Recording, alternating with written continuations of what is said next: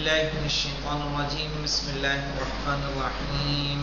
کل ہم نے بات شروع کی تھی نسب اربع کے بارے میں، نسب اربع کا ایک درس جس میں ہم نے تقریباً سبھی کو سمجھ لیا تھا کہ اس کی 4 قسمیں ہیں اور 4 سے زیادہ نسبتیں پائی بھی نہیں جا سکتی، اور ان میں سے پہلی نسبت تھی تساوی کی کہ ایک کلی دوسرے کلی پر برابری سے صادق آئے۔ پھر ہم نے پڑھا تھا تباین کہ پہلا کلی دوسرے کلی پر بالکل بھی صادق نہ آئے، اسے کہتے ہیں تباین۔ آج جو ہمارا درس ہے وہ درس ہے العموم والخصوص مطلقاً، یعنی عموم و خصوص مطلق۔ اچھا، اس کو عموم اور خصوص کیوں کہتے ہیں؟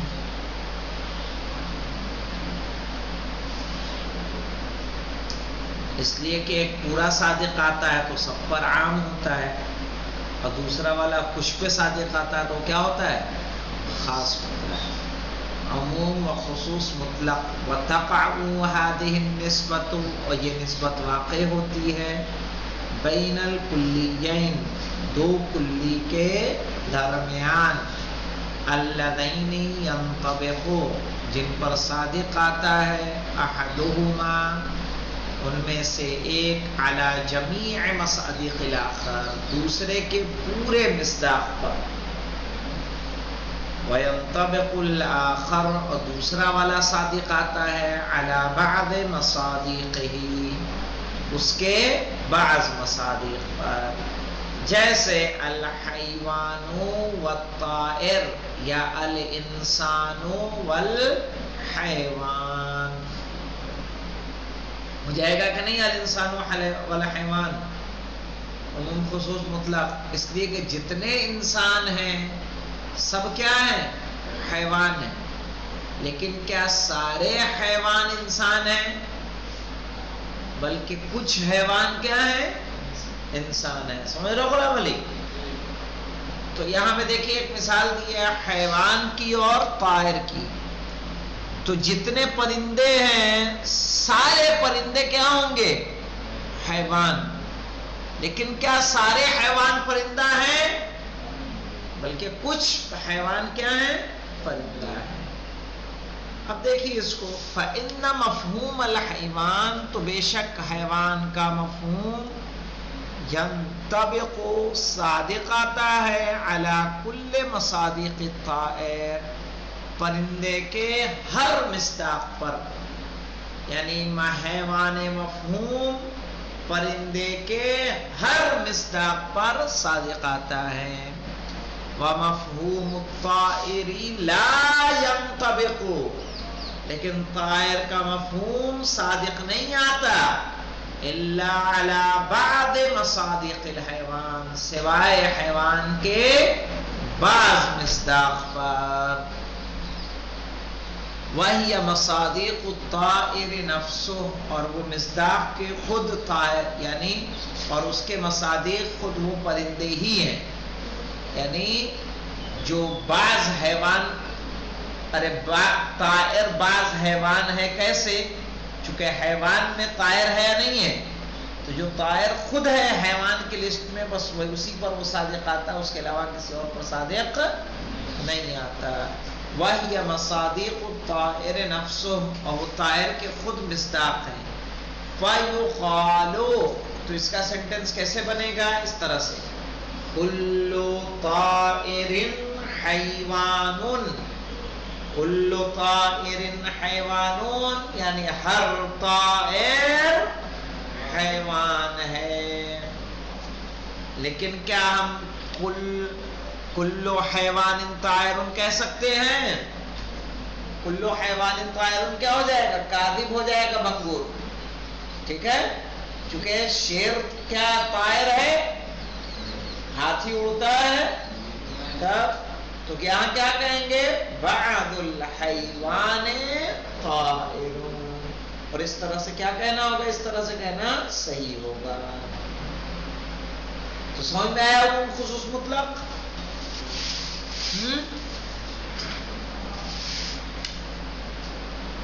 پھر دیکھیے العموم خصوص من وجہ، ای من جانب، من وجہ سے مراد کیا ہے؟ من جانب.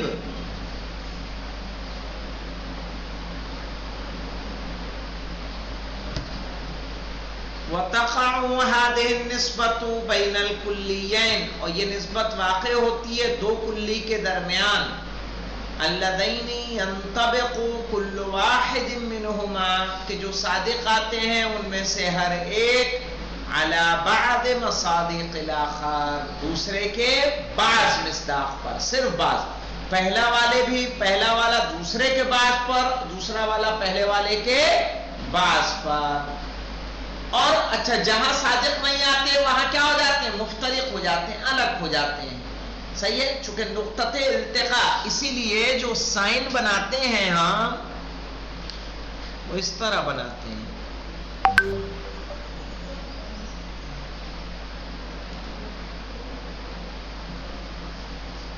عموم خصوص وجہ میں اس طرح کا سائن بنتا ہے. تباین میں ہم ایسا بنائیں گے کہ دونوں لائن ملنے والی نہیں ہے، کیسے ریل کی پٹری ہوتی ہے، تصادی میں یہ رہتا ہے. لیکن عموم خصوص من وجہ میں یہ والی لائن کا بعض یہاں مل رہا ہے، اس کا یہاں مل رہا ہے، باقی یہ جدا یہ جدا یہ جدا یہ جدا ہے. ٹھیک ہے، ایکس بناتے ہیں. نقطہ التقاء اتنا ہی ہے، باقی کیا ہے؟ نقطہ افتراق ہے. سمجھ میں آ رہا بیٹا؟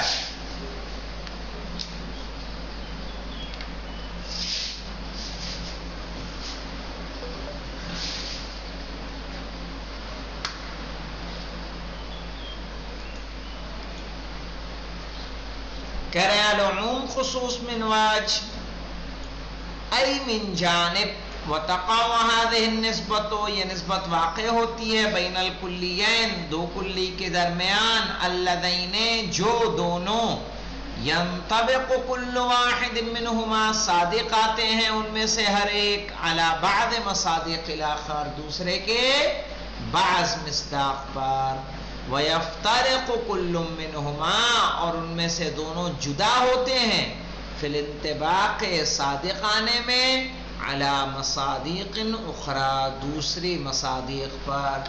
اس لیے کہ حیوان میں فیل ہے، اسد ہے، اور لیکن وہ طائر نہیں ہے، تو وہاں پر وہ کیا ہے؟ جدا ہے.